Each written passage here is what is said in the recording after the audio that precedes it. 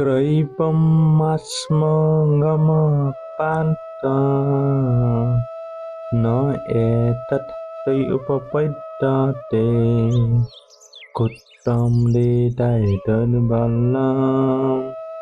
त्यक्ता उत्तिष्ठ परं तप। অনুবাদ। হে পার্থ, এই সম্মান আনিকর কৃপত্বের বশবর্তী হয় না। এই ধরনের আচরণ তোমার পক্ষে অনুচিত। এই পরম তপ, হৃদয়ের এই ক্ষুদ্র দুর্বলতা পরিত্যাগ করে তুমি উঠে দাঁড়াও। তাৎপর্য: অর্জুন ছিলেন শ্রীকৃষ্ণের পিতা, বসুদেবের ভগিনী পিতার পুত্র। তাই তাকে এখানে পার্থ নামে সম্বোধন করে শ্রীকৃষ্ণ তার সঙ্গে তার আত্মীয়তার কথা মনে করিয়ে দিচ্ছেন। ক্ষত্রিয়ের সন্তান যদি যুদ্ধ করতে অস্বীকার করে, তখন বুঝতে হবে সে কেবল নামেই ক্ষত্রিয়। তেমনই ব্রাহ্মণের সন্তান যখন অধার্মিক হয়, তখন বুঝতে হবে সে কেবল নামেই ব্রাহ্মণ। এই ধরনের ব্রাহ্মণ ও ক্ষত্রিয়রা তাদের পিতার অযোগ্য সন্তান। তাই শ্রীকৃষ্ণ চাননি অর্জুন অযোগ্য ক্ষত্রিয় সন্তান বলে কুখ্যাত হোক।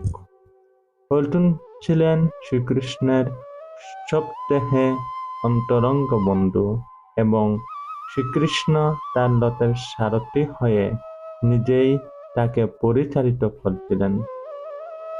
কিন্তু এই সমস্ত সুযোগ সুবিধা থাকা সত্ত্বেও যদি অর্জুন যুদ্ধ না করে, তবে তা হবে নিতান্ত অখ্যাতির বিষয়।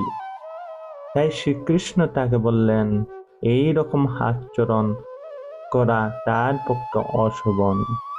অর্জুন যুক্তি দেখিয়েছিলেন, অত্যন্ত সম্মানীয় ভীষ্ম ও নিজের আত্মীয়দের প্রতি উদার মনোভাব হেতু তিনি যুদ্ধক্ষেত্র পরিত্যাগ করবেন। কিন্তু শ্রীকৃষ্ণ তাকে বুঝিয়েছিলেন, এই ধরনের মহানুভবতা হৃদয়ের দুর্বলতা ছাড়া আর কিছু নয়।